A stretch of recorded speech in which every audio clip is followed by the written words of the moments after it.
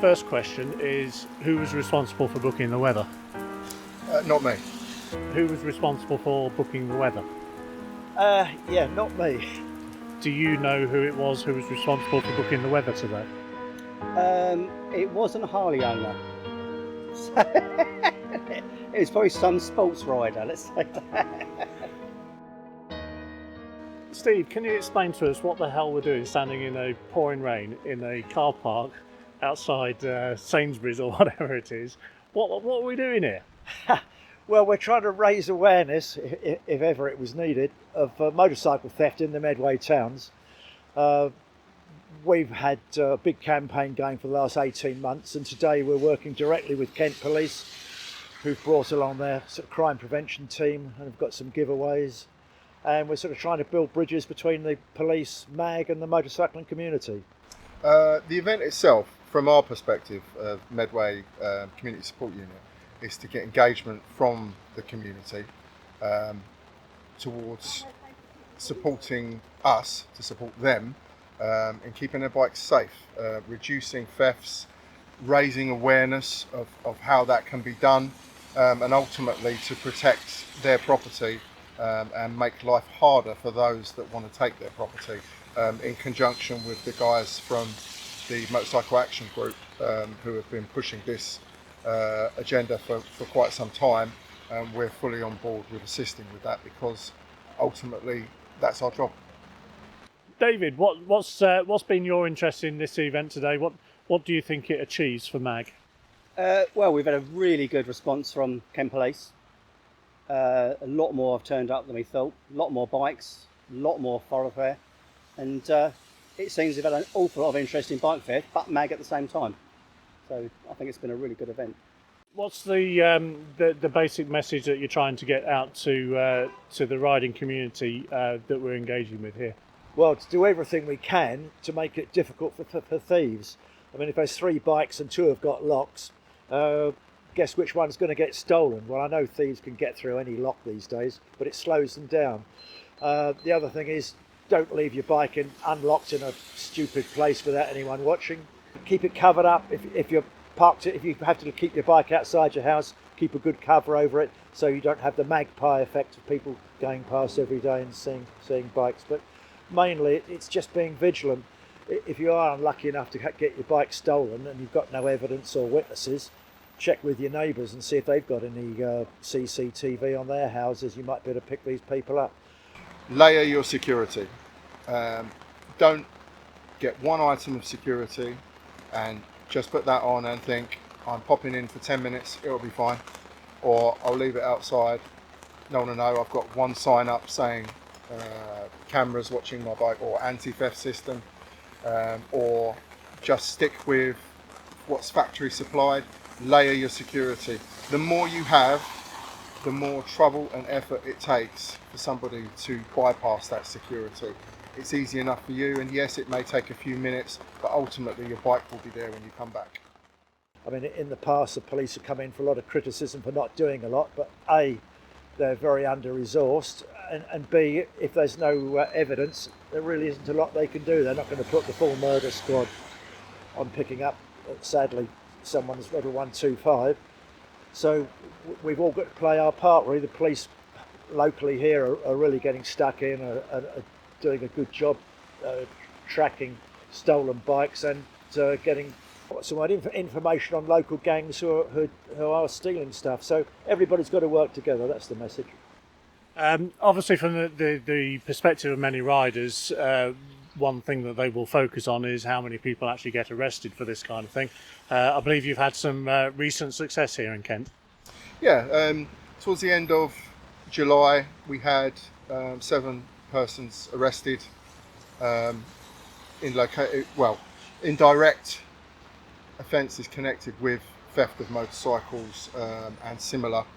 At the moment, they're currently on bail, so I don't know the ins and outs of the investigation, and it is still live, so I can't give any more details. However, that was as a consequence of us, as in Medway Police, targeting those sort of offences and those sort of people. So we are out there doing the work. We can always do with more intelligence, more people calling in incidents, and plus when things are marked up with the marking kit and that, we have a way of tracing stuff.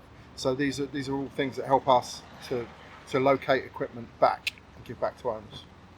You've been working for quite some time. Obviously, you held the first MAG fight motorcycle theft meeting with the Police and Crime Commissioner here in Kent. How easy has it been? Is it a case of you just turn up, knock on the door, and ask for something, and you get it, or have you had to put a lot of effort into getting to this point? No, you really do have to work on your contacts. I mean, just emailing and expect it to all to happen, it just won't happen.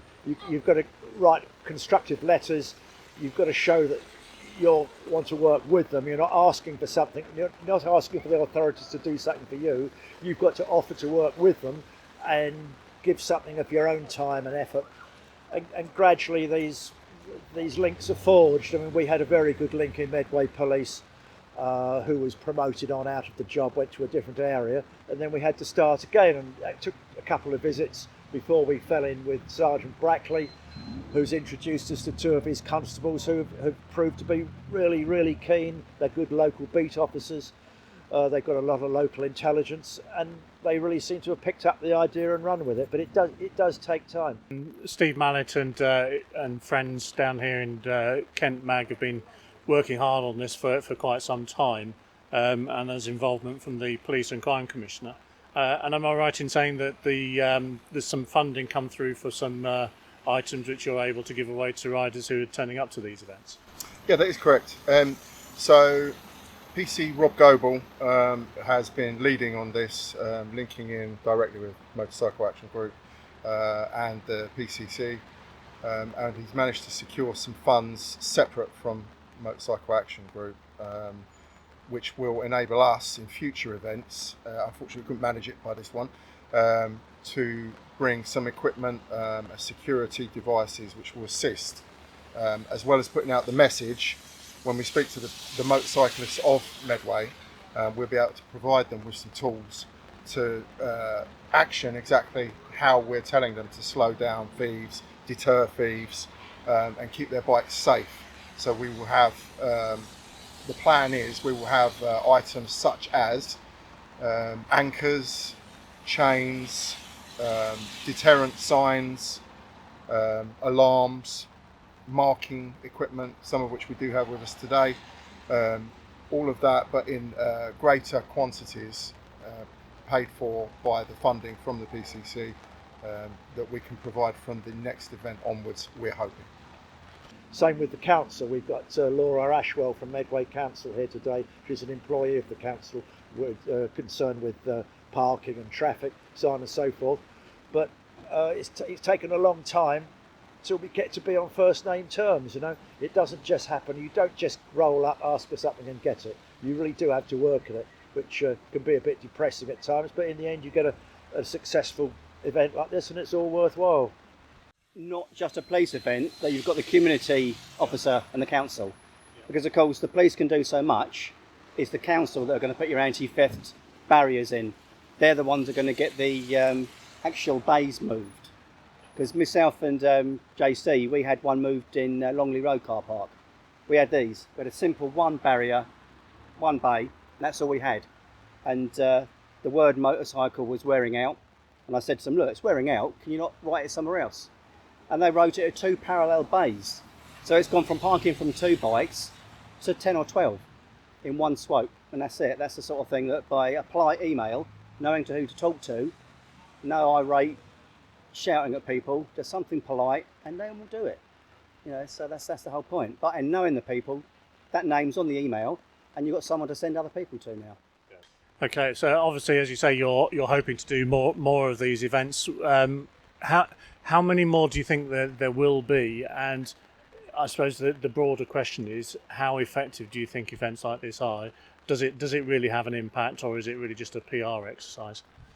I would say definitely not a PR exercise. For us on the ground, we are in a position where we can actually monitor the figures of what's being reported, what motorcycles are stolen, how many are recovered, how many people arrested and dealt with for those offences, what we would call the detection rate is for that. Now we obviously have those figures, or can get those figures now, so after this event and future events we can then monitor and see, well, are we having an effect? Is there a noticeable drop in thefts, which we would like to see. We can never guarantee that, but we can do something towards it, and heighten the interest and awareness of protecting the equipment. And as a one-off event, I don't think that would be good enough. So we're planning, I would suggest a minimum of 2 more this year would be ideal. And if it is popular, if it does take off, I mean, the uptake today has been great. And that was an hour before we officially started, so that's fantastic. I think motorcyclists in general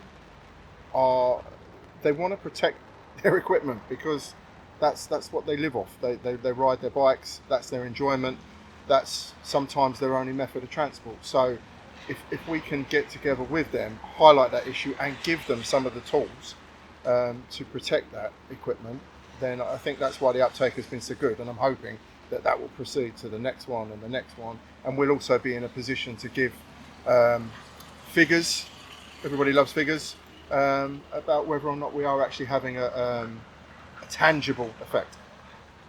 There's been mentioned that there'll be more of these events taking place in the not too distant future. Do you intend to support Kent Police at those events? Oh, very much so, yeah, and I understand Kent Police have got some funding, so they'll be able to give away some security products. We've raised some money in our local North Kent MAG branch and got 30 locks at wholesale price. But all takes doing. That's rock nights and raffles and jumble sales, and we also got money from a community fund. So we bought 30 locks, which came to best part of £500. Yeah, that's how we do it. Yeah, and we will be working with the police in their forthcoming events, which I think the next one is sometime in the autumn, somewhere else in the Medway town. So venue yet to be decided. Is there anything that you think, MAG can do to help push things in the right direction of improving the actual results and reducing the figures? Ultimately, that's our key aim, is to reduce the number of motorcycle thefts. Do you think there's anything specifically that would make your life easier or make it more effective, the work that you carry out? For us, as a unit, I can only speak for us as a unit, our primary role is engagement events like this, and if I'm entirely honest, if we as Medway Police did an engagement event about motorcycles and theft and deterring criminals from that theft on our own, I think we would get significantly less uptake from members of the public and bikers themselves. The fact that Motorcycle Action Group is on board and pushing this, and to be fair, has been pushing this before we have with us, gives us a whole new audience and a specific audience who have clearly come and reacted to their publicity on this as well. So I think more and more events like this, more and more engagement, making it a more acceptable event for bikers to attend, specifically for engagement with us. They're already engaged with you guys, but to engage with us will break down any barriers that might exist between the police and that community. Ultimately, I think there is inherently a barrier maybe where a lot of the biking community look at us and just see enforcement. And yes, there's enforcement, there always will be enforcement. However, we are on the side of stopping thieves, of stopping your motorcycle being stolen, because we deal with that as well. So if we can have more events like this and work together, then I think we will achieve a far better result and create much more open channels between us and motorcyclists. So from your perspective, do you think that the engagement that we're now beginning to see with police in this area in particular Do you see that that's changed? Has it improved as a result of all this work? Changed an awful lot. Because also these events, of course, now you're actually recognising the police officers, and you're actually seeing them in the street, and they're actually saying, "Oh, I remember you from that," and you're actually getting engagement like that. And then, of course, you can introduce friends to them, and that you already know that's a liaison with Kent Police, and it's a massive, massive difference. I mean, I've been in MAG since the early 80s, and I came back to Kent 4 years ago, and even at that time, there's been a massive difference in what we've done. You know, getting the liaison, real big difference. So I think it's fair to say that you'd recommend other MAG regions looking to do this kind of engagement in their area. Oh, definitely, it's something which can be done. The main thing is to tell people, or tell the police or the council or whoever you're working with, that you want to work with them and you will have an input as well, and then they're happy to be helped, because I think the police and councils get a bit bitter and twisted because they get so much criticism, and I think they feel pleased that someone out there wants to work with them and for the common good. Thank you very much, Steve.